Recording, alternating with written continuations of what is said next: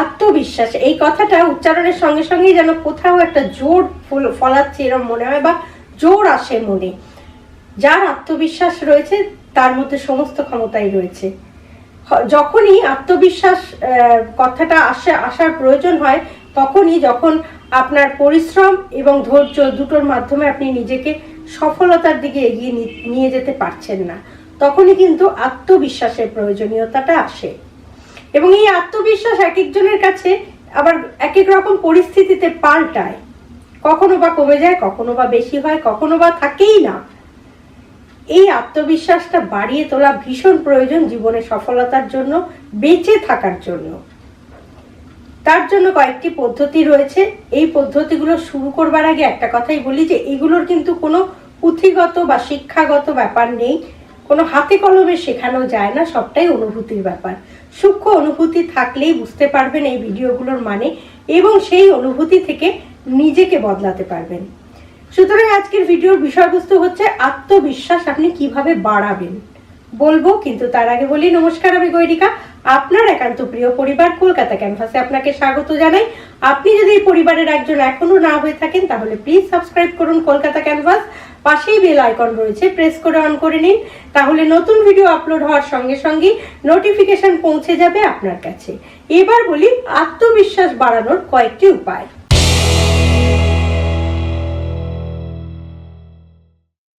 প্রথমেই যেটা বলবো সেটা হচ্ছে ইতিবাচক। বহুবার এই ভাষাটি আপনি শুনেছেন, এই আমার ভিডিওতে তো বহুবারই শুনেছেন, আর ইতিবাচক কথাটি আমরা জানিও।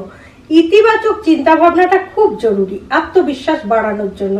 যা যা আপনার মনের মধ্যে নেতিবাচক আছে সেই সবগুলোকে দূরে সরিয়ে দিন। সরিয়ে দিয়ে আপনি যেটা মনে করছেন, যেটা আপনার লক্ষ্য, আপনি মনে করুন সেটাই আপনি, সেটার জন্যই আপনি পৃথিবীতে এসেছেন। এই আত্মবিশ্বাসটা আপনার মধ্যে জাগাতেই হবে এবং আমি পারবই, এই চিন্তাটা প্রতিনিয়ত আপনি মনের মধ্যে ভাবতে থাকুন, দেখবেন আপনার আত্মবিশ্বাস বাড়বে।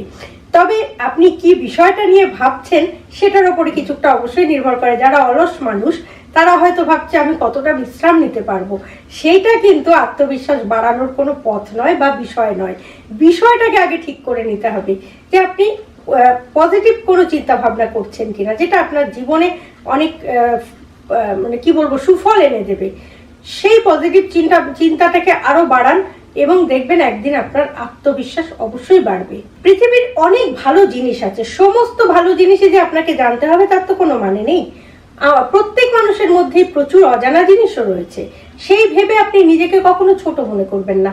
আপনি যেটা জানেন সেটা আবার অনেকে জানে না, সে কারণে আপনি যেটা জানেন সেটাকে আরো নিখুঁতভাবে জেনে সেইটা যাতে 5 জনের কাছে আপনি প্লেস করে নিজের স্থান তৈরি করতে পারেন সেই দিকে চিন্তা করতে হবে। অর্থাৎ ভালো কোনো কিছু জানতে হবে, বুঝতে হবে। নাম্বার 3 হচ্ছে উত্থান পতনকে মেনে নিতে শিখুন।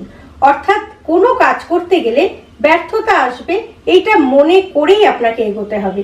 আপনি হয়তো কাজ করতে গিয়ে ব্যর্থ হয়ে পড়লেন, কাজটা আপনার একবারে হলো না, আপনার মন ভেঙে পড়লো, আপনার মনে হলো যে আমি মনে হয় কাজটা ঠিক করতে পারছি না, এটা বোধহয় আমার দ্বারা হবে না।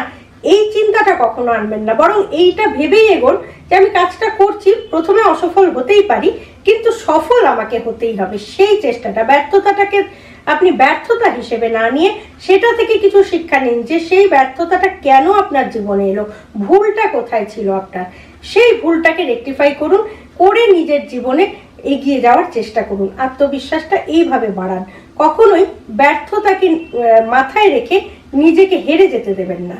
4 নম্বর যেটা বলবো, নিজের কোনো দুর্বলতা অপরের কাছে প্রকাশ করবেন না। অর্থাৎ যেটা আপনার মধ্যে নেই, যেটা আপনি পারেন না, সেটা যদি আপনি কাউকে বলেন তাহলে সে আপনার প্রতি বিশ্বাসটা হারাবে, আর সেখান থেকে কিন্তু আপনার আত্মবিশ্বাসটা নষ্ট হতে পারে। তাই আপনি নিজের হাতেই নিজের আত্মবিশ্বাসটা নষ্ট করছেন। সেই জন্য বলছি, কারণ মানুষ কিন্তু আপনার মনটাকে ভাঙার জন্যই আশেপাশে ঘুরে বেড়াচ্ছে। তারা কিন্তু এই কাজটি খুব ভালো মতো পারে। আপনার পাশে যারা রয়েছেন বেশিরভাগ মানুষই দেখবেন এই কাজটি খুব ভালো মতো পারে, নেগেটিভ চিন্তা আপনার মনে ঢুকিয়ে দিতে পারে। পজিটিভ চিন্তা ঢোকানোর মতো লোক আপনি খুব কম পাবেন। সে কারণেই বলছি, সেখানে যদি আপনি আপনার নিজের দুর্বলতাটা আরো প্রকাশ করে দেন তাহলে তো সোনায় সোহাগা। সেই জন্য নিজের কোনো খামতি কখনো কারোর কাছে প্রকাশ করবেন না, সেইভাবে নিজেকে চেষ্টা করুন সেই খামতিটাকে তৈরি করে বা কি বলবো ঠিক করে আত্মবিশ্বাসটাকে বাড়ানোর। একটা জিনিস জানবেন, যদি আপনার মধ্যে আত্মবিশ্বাস থাকে তাহলে কিন্তু আপনার অনেক না জানা জিনিসও দেখবেন সহজে আপনি জেনে সফলতা পাচ্ছেন সেই কাজটায়। ধরুন আপনি একটা কাজ করতে গেলেন, সেই কাজটার সম্পূর্ণ অংশটা হয়তো আপনি নাও জানতে পারেন, কিন্তু আপনার যেহেতু আত্মবিশ্বাস রয়েছে যে আপনি পারবেন, আপনাকে করতেই হবে, সেই জন্য আপনাকে শিখতে বাধ্য করবে, সেই তাগিদটাই আপনাকে শিখতে বাধ্য করবে। ফলে আপনি অনেক কিছু হয়তো অজানা জিনিস জেনে যাবেন নিজের আত্মবিশ্বাসের জন্য। সেই জন্য এটা খুব জরুরি যে কোনো কিছু যদি আপনার না জানাও থাকে, ভুলও থাকে, তাহলে সেটাকেও জেনে নেওয়া এবং সেটার মধ্যেই আত্মবিশ্বাস খুঁজে বার করা। নাম্বার 6 পয়েন্ট যেটা বলবো সেটা হচ্ছে পর্যাপ্ত ঘুমের বিশ্রামের প্রয়োজন এবং শরীর চর্চার প্রয়োজন। তার কারণ শরীর চর্চা করলে দেখবেন আপনার বিষণ্ণতাটা, মেডিটেশন যেটাকে আমরা বলি, শরীর চর্চা বলতে এখানে মেডিটেশনের প্রয়োজনীয়তাটা বেশি। যদি আপনি করতে পারেন নিয়ম করে, তাহলে কিন্তু আপনার বিষণ্ণতাটা আস্তে আস্তে কেটে যাবে। বা এমনিও শারীরিক শরীর চর্চা করলেও কিন্তু অনেকের অবসাদ, বিষণ্ণতা কেটে যায়। সেই জায়গা থেকে আপনার আত্মবিশ্বাসটা বাড়বে। যেহেতু আপনার বিষণ্ণতা কেটে যাচ্ছে, আপনার মনে একটা জোর আসছে, আপনার আত্মবিশ্বাসটাও দেখবেন একটা সময় বাড়বে।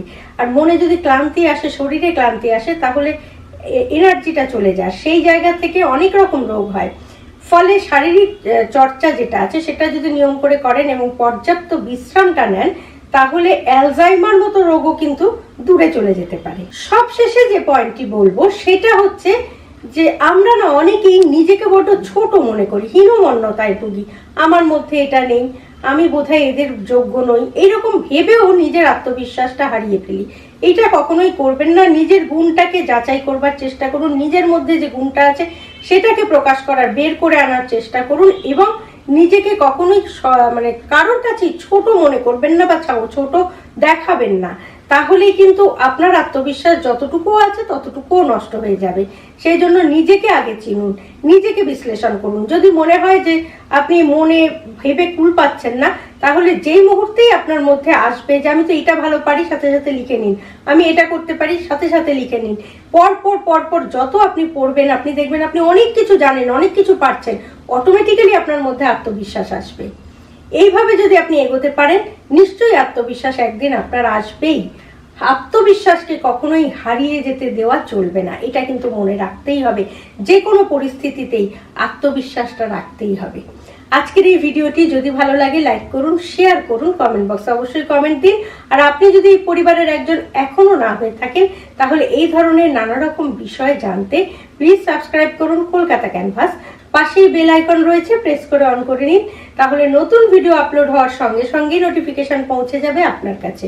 ভালো থাকুন, সুস্থ থাকুন এবং নিজেকে আত্মবিশ্বাসী করে তোলার জন্য এই ভিডিওটি অবশ্যই দেখুন। আর সঙ্গে রাখুন, দেখতে থাকুন আপনার একান্ত নিজস্ব পরিবার কলকাতা ক্যানভাস। নমস্কার।